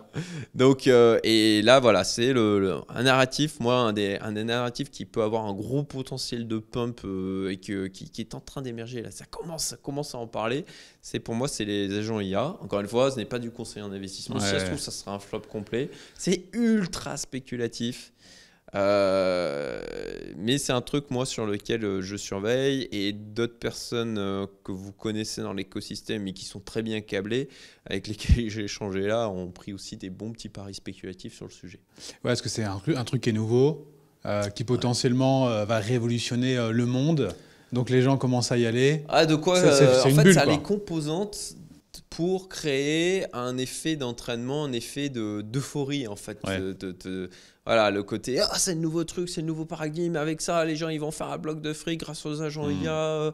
Voilà, et ça a les fondamentaux psychologiques et émotionnels pour créer du FOMO et donc créer une bulle spéculative dantesque, temporaire. FOMO qui est Fear of missing out, donc louper l'opportunité. La douleur d'imaginer une plus-value loupée est aussi douloureuse que de perdre de l'argent. Et c'est ça qui amène les gens à se dire « Ah mais non, je ne peux pas louper le truc !» Et parce que dans leur tête, c'est plus douloureux de louper potentiellement le truc que même de perdre l'argent, en tout cas dans ce qui s'imaginent, que de perdre l'argent qu'ils vont y mettre, quoi. Très intéressant, merci pour ton point de vue. J'aimerais te poser une question maintenant sur les régulations et la sécurité. Avec toutes ces histoires de hacks, de régulation qui arrivent, quels sont tes conseils pratiques pour investir et dormir sur ses deux oreilles, ledger, stacking ou autre stratégie? Il y a la régulation d'un côté, alors ça c'est le boulot que font les États, que font les systèmes mis en place par ceux-ci, notamment en France, en Europe, et là-dessus, ils font ce qu'ils font, et il y a des choses bien, il y a des choses qui sont... qu'on dit être au service des gens, mais je trouve que c'est discutable. Mais bon, ça c'est un autre débat. Là-dessus, de toute façon, on ne peut pas faire grand-chose. Donc, on le subit, je dirais. Ensuite, il y a la partie, effectivement, sécurité sur les moyens de stockage. Là-dessus, il y a, je dirais, deux écoles.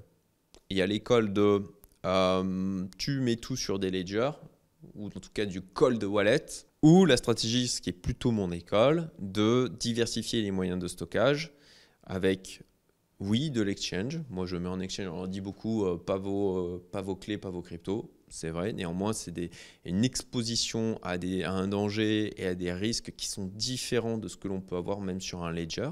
Des soft wallets, donc c'est des trucs typiquement comme MetaMask, le wallet Binance Smart Chain, le Coinbase Wallet, etc. Pour en parler de certains qui sont connus, le MyEther Wallet, etc.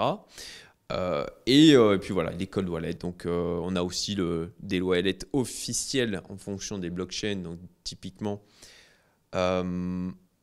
c'est Electrum sur Bitcoin qu'on peut installer sur son ordinateur pour avoir voilà, un soft wallet sur l'ordi.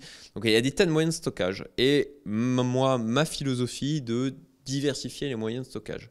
Parce que je parle souvent des risques en angle mort, c'est les risques qu'on ne s'imagine même pas exister. Pour moi, sur Ledger, il y a aussi des risques en angle mort et c'est pour ça que je ne centralise pas tout sur du Ledger. Imaginons, et là, je donne des exemples qui peut-être n'ont aucun sens, mais c'est juste pour donner, matérialiser mon idée. Ledger, on pourrait très bien avoir des gens dans l'équipe qui vérolent les mises à jour. Et pour moi, je pense vraiment que ça, c'est un truc qui n'est pas complètement délirant, quoi. Ça dépend des niveaux de sécurité qu'ils ont mis en place en interne. Ça dépend de la capacité à des gens de s'organiser en interne pour faire en sorte, en clair, de siphonner l'argent des wallets. On pourrait avoir des hackers qui contaminent, par exemple, la mise à jour d'un wallet Ledger. Tu fais ta mise à jour de ton wallet, mais en fait, elle est vérolée.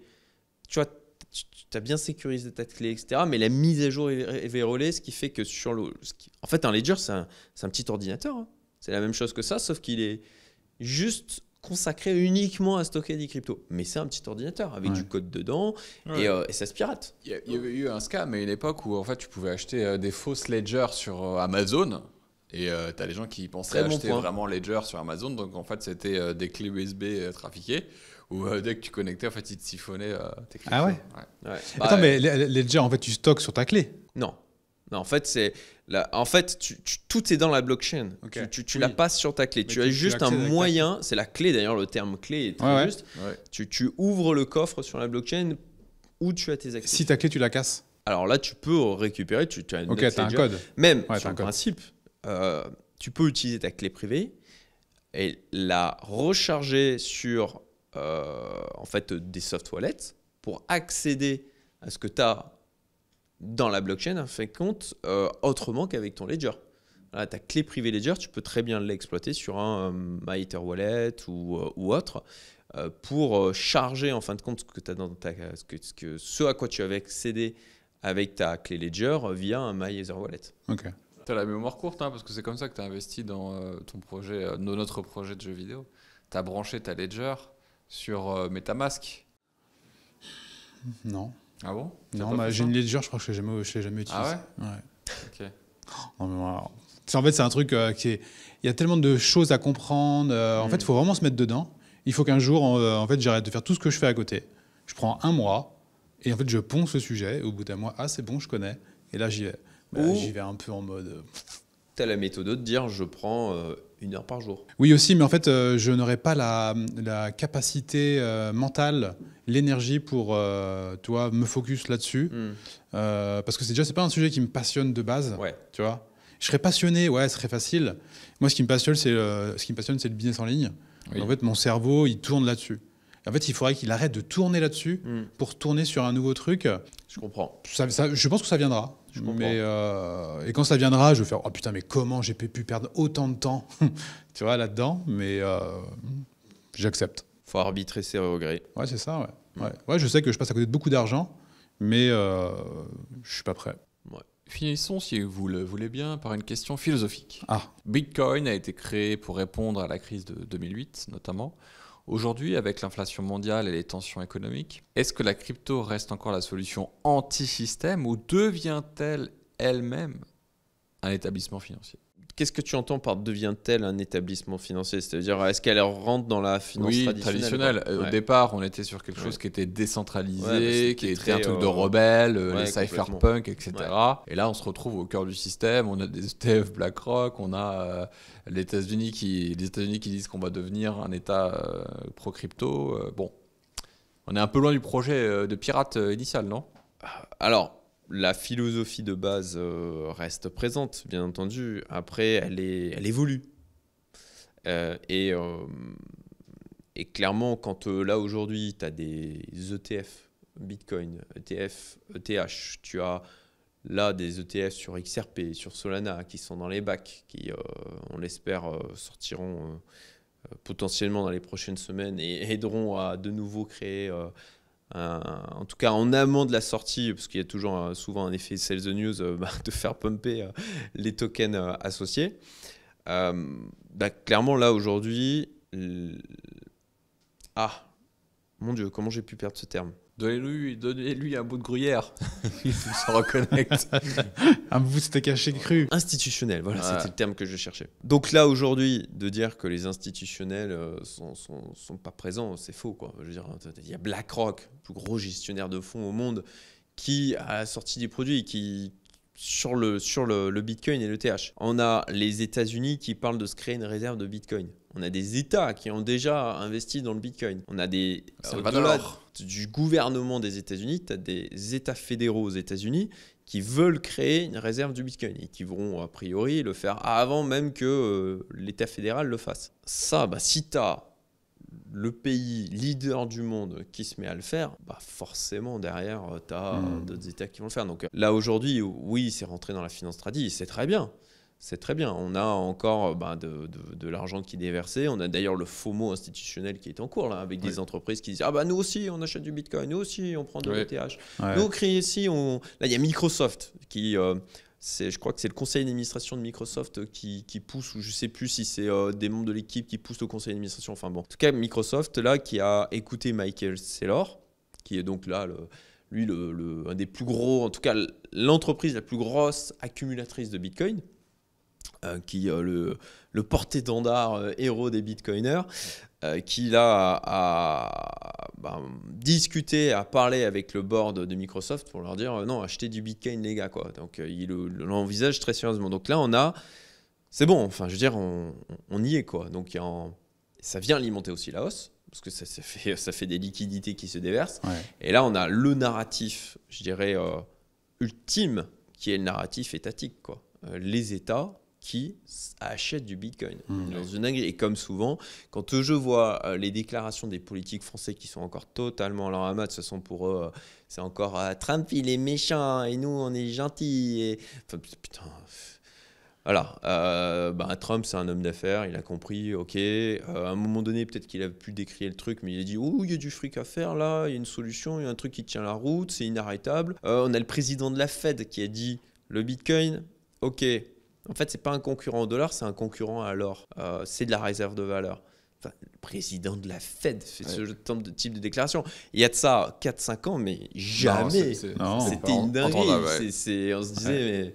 Donc voilà, oui, ça rentre dans la finance tradie. Après, il n'empêche qu'on garde quand même des fondamentaux et que ça reste une bulle de liberté dans ce monde ultra contrôlé de la finance qui reste présent.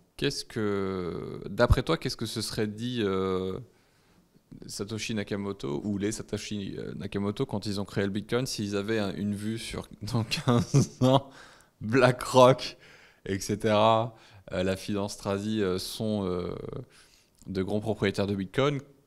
Est-ce que Bitcoin existerait? Est-ce qu'ils l'auraient lancé? Est-ce qu'ils l'auraient fait? Qu'est-ce qui se serait dit? Écoute, je ne prétends pas avoir l'intelligence des personnes qui ont été en capacité de lancer ce cadeau au monde. Moi, je trouve que le Bitcoin, c'est un cadeau au monde, quoi. C'est fabuleux ce qui a été créé. Je ne sais pas s'il y a une ou plusieurs personnes derrière. En tout cas, je crois qu'ils étaient suffisamment intelligents pour comprendre qu'un jour, dans l'aspect devenant mainstream, je pense que c'était certainement quand même un objectif de base, quoi, que forcément les États, forcément les BlackRock et compagnie allaient alors si ce n'est s'en emparer, mais en tout cas mettre un pied dedans, quoi. Moi, ça me paraît... Je n'ose pas imaginer qu'ils aient suffisamment qu'ils soient assez naïfs pour croire qu'avec l'essor, ça n'arriverait pas. Un dernier mot à partager pour les personnes qui nous écoutent, qui ne sont pas encore investies, qui n'ont pas encore franchi le pas de l'investissement ou des cryptos. Qu'est-ce que tu as envie de leur partager aujourd'hui? Le truc, c'est que ça a été un point de départ pour des personnes... moi que je côtoie, pour en fin de compte s'intéresser à la thématique faire de l'argent avec de l'argent et spéculation et investissement. Donc je ne dirais pas de juste dire non, j'y touche pas du tout. Intelligence, c'est dans la nuance, de se dire ok, j'expérimente encore une fois avec une somme qui est raisonnable, où je ne me mets pas en danger et bien sûr en restant avec cette somme de base, parce que avec le marché qui monte, je fais des plus-values, vite, il faut que je mette plus. Voilà. Et c'est là où on commence à faire de la merde. Donc d'apprendre par l'expérimentation, ce qui est l'approche aussi entrepreneuriale, mais avec une petite somme, ça me semble quelque chose qui peut être sain.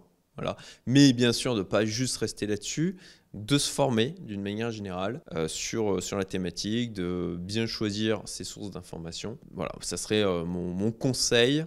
Alors, je ne suis pas conseiller en investissement, etc. Je pense que c'est des disclaimers qui restent importants aujourd'hui, même si moi, je crois en la capacité aux gens qui regardent votre podcast d'être suffisamment intelligents et responsables pour justement prendre la responsabilité. Mais bon, comme il y a Papa Ita Régulation qui est là en mode vous êtes tous tellement débiles qu'il faut mettre des disclaimers de partout parce que vous ne pouvez pas faire mettre un pied devant l'autre sans qu'on vous accompagne, quoi. Donc voilà, c'est pas du conseil en investissement tout ça. Je ne suis pas conseiller financier, je ne fais que donner mon avis. D'ailleurs, je ne suis qu'un acteur. On m'a été me voir dans la rue, on m'a dit viens, enfin tourner une émission. C'est vrai que tu as raison. On vit, parce qu'on en parlait même avant, parce que quand j'ai fait un post LinkedIn où moi, ça fait 10 ans que je mets mes enfants sur Internet. Donc évidemment que je me suis posé la question de savoir est-ce que je l'aimais, est-ce que je l'aimais pas. Et quand je le fais évidemment de façon très consciente et sciemment.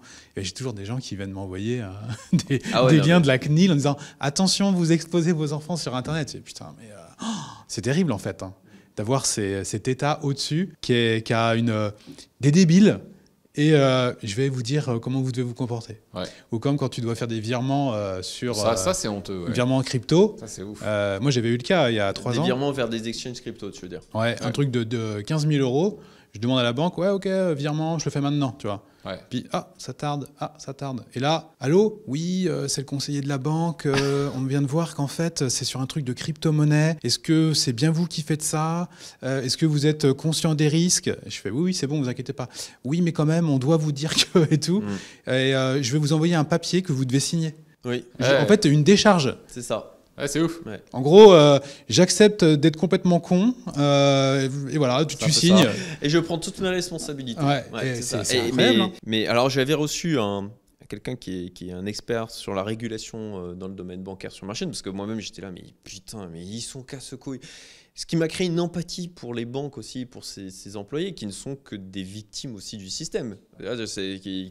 Parce que derrière, en fait, on considère les gens tellement déresponsabilisés et tellement débiles que si jamais tu fais un virement vers un truc qui en fait est une arnaque, tu peux te retourner vers ton banquier en disant « Vous m'avez mal conseillé, vous m'avez empêché de me tirer une balle dans la tête, vous êtes méchant. » C'est très juste parce que sur Investorix, il faut investir avec Revolut. Ouais. Et ben maintenant, je vois sur Revolut, je crois que c'est sur Revolut ou sur Crédit Mutuel, je ne sais plus.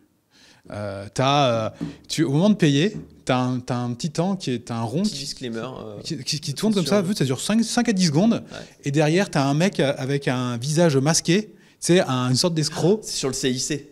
En fait, moi, je l'ai au Crédit Mutuel. C'est le même groupe. Ouais. Il dit attention que ce que vous faites n'est pas une arnaque.